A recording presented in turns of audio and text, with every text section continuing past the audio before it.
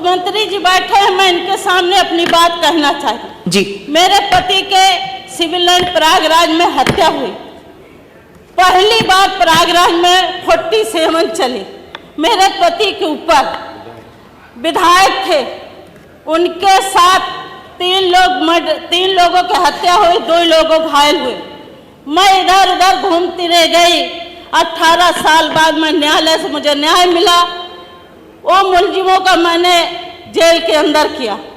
Jail के अंदर करते भाई सरकार ने इसी बीच में मुकदमा वापस करना चाह रही थी। मैं हाई कोर्ट गई, फिर हाई कोर्ट से मुझे न्याय मिला, जेल मुकदमा वापस नहीं हुआ। 8-10 साल जेल काटते भाई उनका आजीवन सजा हुआ।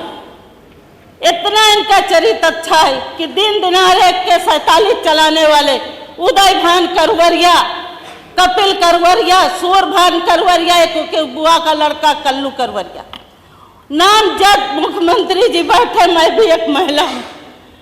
मेरे पति की हत्या होने के बाद यही सरकार उनके चरित्र के राज्यपाल जी ने उनको बरी किया गया। मैं मुख्यमंत्री जी से कहना चाहती हूँ, मुख्यमंत्री जी आप एक महिलाओं की आप सुरक्षित करते हैं। मेरे पति को ऊपर 47 दिन दिनारे चलाया गया और सरकार उनको बरी करा जा रहा। कल हमारे भी हत्या हो सकता है, हमारे परिवार का हत्या हो सकता है, तो इसकी जिम्मेदार सरकार होती है। मैं 2 बात और कहूंगी मुख्यमंत्री जी, इतने बड़े माफिया को प्रयागराज में 47 वालों का बरी किया जा रहा। ऐसे गुनाह, ऐसे लोग बहुत छोटे छोटे मुकदमा में जेल काट रहे हैं, फिर उनको भी बरी किया जाए। धन्यवाद। इससे कि सर ऐसे कहीं छिपा नहीं है, सारे सदस्य के लोग बैठे, उदय भान करवरिया और कपिल करवरिया और सूरभान करवरिया बरी करे गए हैं, तो कल हमारी भी हत्या हो सकती है।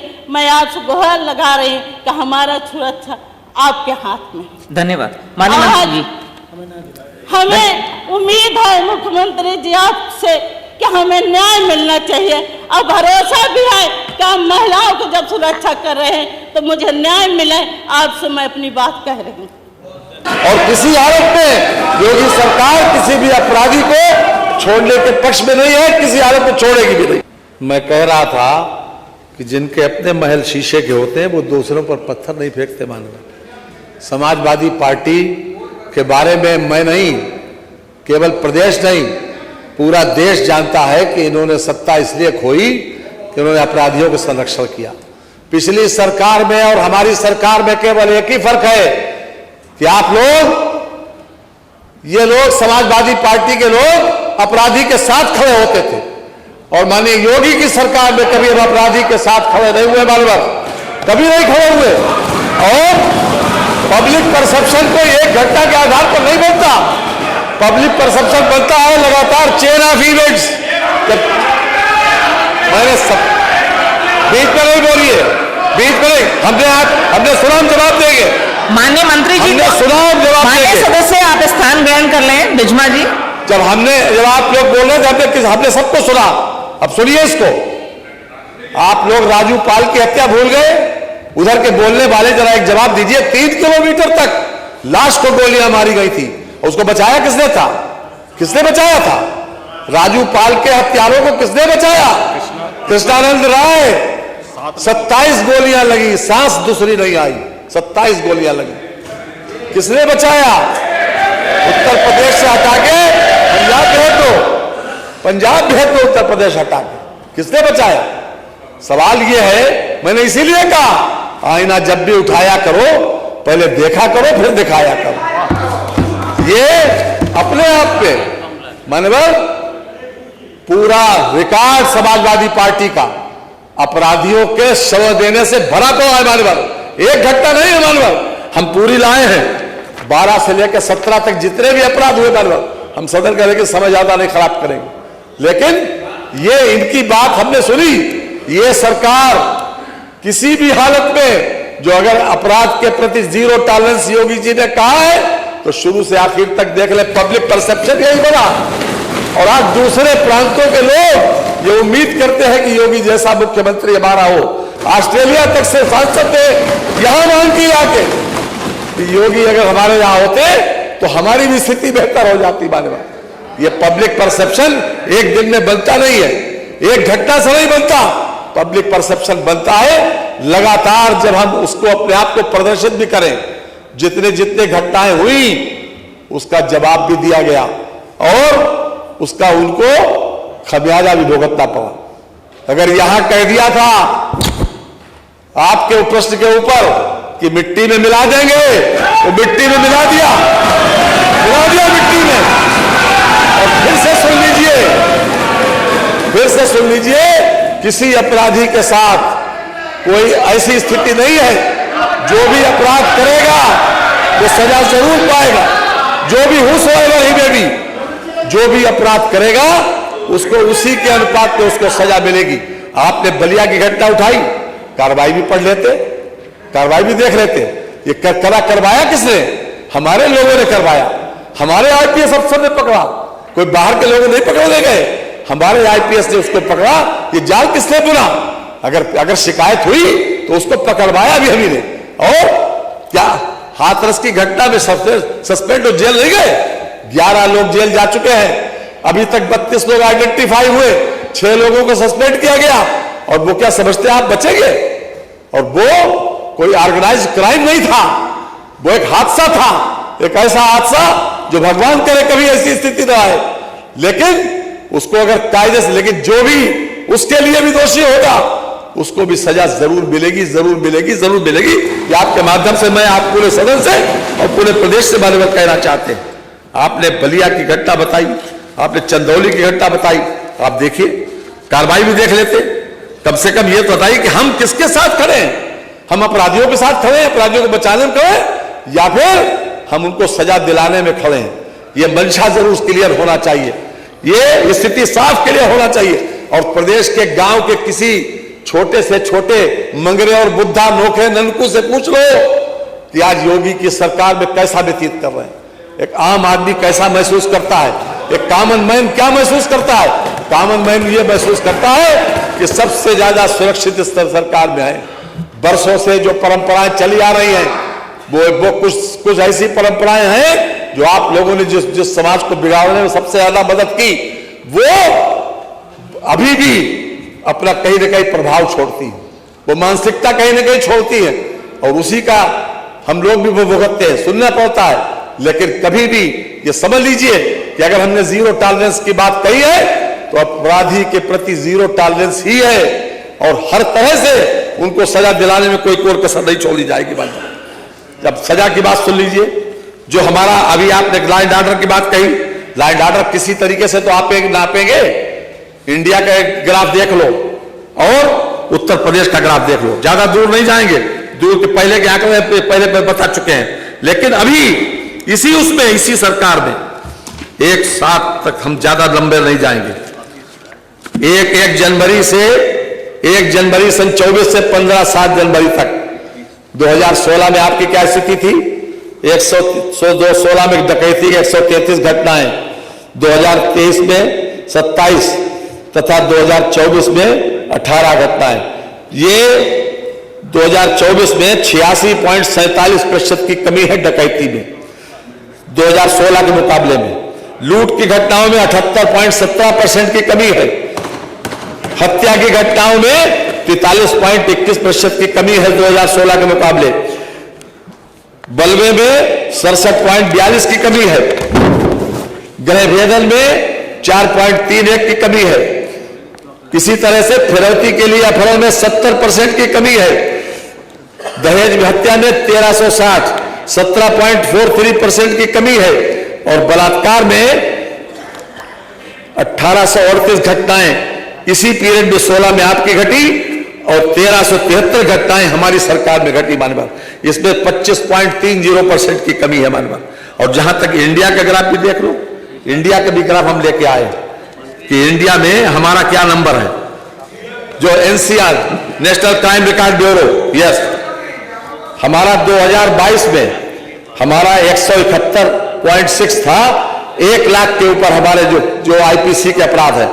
और इंडिया का 258.1 और हमसे चाहे तमिलनाडु हो, चाहे तेलंगाना हो, चाहे केरल हो, हम 20वें स्थान पर हैं। हमसे 19 अपराध में ज्यादा है। तो केरल की क्या स्थिति? केरल छोटा राज्य है और 661, 1 लाख के ऊपर 661, और हमारा उत्तर प्रदेश में है 171.6। तेलंगाना का है 400, तेलंगाना जरा सा राज्य, और उनका है 400 और हमारा 171.6। तमिलनाडु 297.5। ये स्थिति है आज की तारीख में। और इंडिया का भी 200, जैसा मैं बता चुका हूं, 258.1 और 171.6। ये इंडिया के रिकॉर्ड के हिसाब से उत्तर प्रदेश में जब से योगी जी की सरकार आई है तब से आंकड़ों में भी कमी है और सजा में तो रिकॉर्ड कायम हुआ है।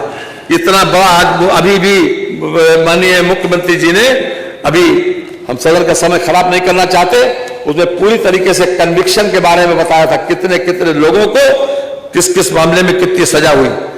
ये उसको दोहराना नहीं चाहते, अभी उसमें बताया गया। इसलिए मैं विशेष रूप से कहना चाहता हूं कि किसी भी तरह से जितनी भी बातें आपने यहां पर कही हैं, अगर आप स्वयं इस बात का आकलन कर लेते कि इसमें अगर अपराध तो हुआ, लेकिन सरकार ने किया क्या? सरकार ने कार्रवाई की, अपराधियों के साथ खड़े हो गए। किसी मामले में भी आपको नहीं मिलेगा कि अपराधियों के साथ खड़े हो गए। सरकार ने कार्रवाई की हर स्तर पर, और आगे भी कहीं पर भी कोई चूक नहीं होगी। अभी आप बात कर रहे थे प्रभु नारायण जी चंदौली की, सुन लीजिए चंदौली की। गो तस्करी के अंतर्गत वर्ष 2023 में 187 अभियोग पंजीकृत हुए, 379 अभियुक्त गिरफ्तार हुए, 2600 पशु व 153 वाहन बरामद किया गया तथा 242 अभियुक्तों के विरुद्ध गैंगस्टर धारा 14(1) गैंगस्टर एक्ट के तहत 8 अभियुक्तों के लिए 29,21,000 रुपए की अवैध संपत्ति को फोरफिट किया गया।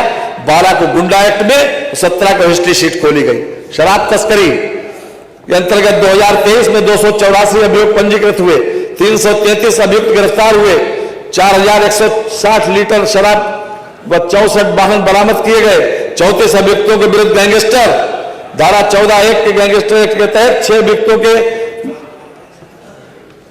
4,82,559 रुपए की अवैध संपत्ति को जब्तीकरण किया गया। 7 को गुंडा एक्ट, 2 की हिस्ट्री शीट खोलने की कार्रवाई की गई। मादक पदार्थ 2023 में 76 अभियोग पंजीकृत हुए, 123 अभियुक्तों को गिरफ्तार किया गया तथा गांजा 675 किलोग्राम, हीरोइन 1296 किलोग्राम बरामद किया गया, जिसमें 2 गुंडा 29 अभियुक्तों के विरुद्ध गैंगस्टर की कार्रवाई की गई। गो तस्करी के अंतर्गत 2024 में कुल 63 अभियुक्त पंजीकृत हुए, 160 अभियुक्त गिरफ्तार हुए, 859 पशु व 55 वाहन बरामद किए गए तथा 141 अभियुक्तों के विरुद्ध गैंगस्टर तथा 14(1) गैंगस्टर एक्ट के अंतर्गत 2 अभियुक्तों के लिए 8,45,000 रुपए की अवैध संपत्ति जब्तीकरण की गई। 14 को गुंडा एक्ट, 1 को हिस्ट्री शीट खोली गई।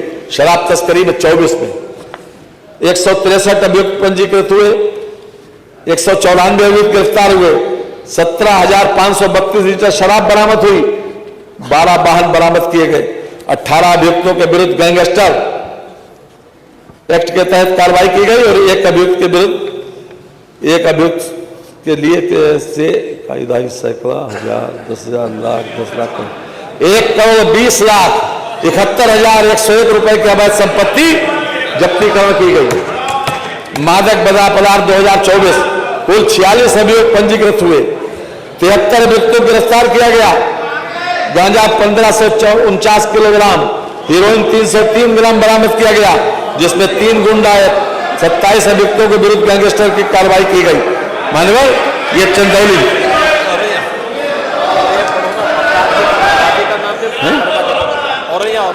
हाँ, ये शांति आप में जो जितनी कार्रवाई की गई है मानवर, वो बलिया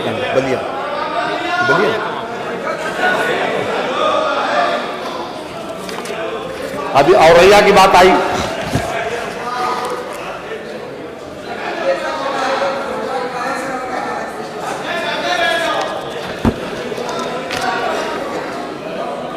मैं इसी की रिपोर्ट पैदा देता हूं, अभी अभी आई। अभियुक्त का बल्ले उर्फ विवेक उर्फ दिनेश कुमार, ऋतिक उर्फ कृतिका उर्फ पुत्र डेरी उर्फ लता उर्फ सत्येंद्र यादव एक काले रंग की पल्सर मोटरसाइकिल पर आए, जिन्होंने पुलिस पार्टी पर जान से मारने की नीयत से फायरिंग कर दी, जिसमें मौके पर मौजूद पुलिसकर्मी बाल बाल बच गए और उक्त अभियुक्तों को आत्मसमर्पण करने हेतु कहा, परंतु नहीं माने तो मजबूरी पुलिस ने आत्मरक्षा और बचाव में फायरिंग की, जिसमें दोनों अभियुक्तों के पैर में गोली लगी तथा दोनों पुलिस हिरासत में लिया गया, जिनके कब्जे में एक एक अवैध तमंचा व एक खोखा कारतूस व एक जिंदा बरामद हुए। उक्त घटना के संबंध में थाना हाजा पर क्राइम नंबर 173 अपराध संख्या 109 धारा 24 SNB 352 पुलिस में विवेक बल्ले दिनेश निवासी गौतला थाना अछलदा जिला औरैया, ऋतिक उर्फ कृतिका पुत्र सत्येंद्र अछलदा गरिया। ये अब सुनना चाहिए। माननीय सदस्य अब ये स्थान सुनिए ग्रहण तो। कर लीजिए प्लीज। ये कौन सुनेगा? देख लिया है ना, ऐसा है।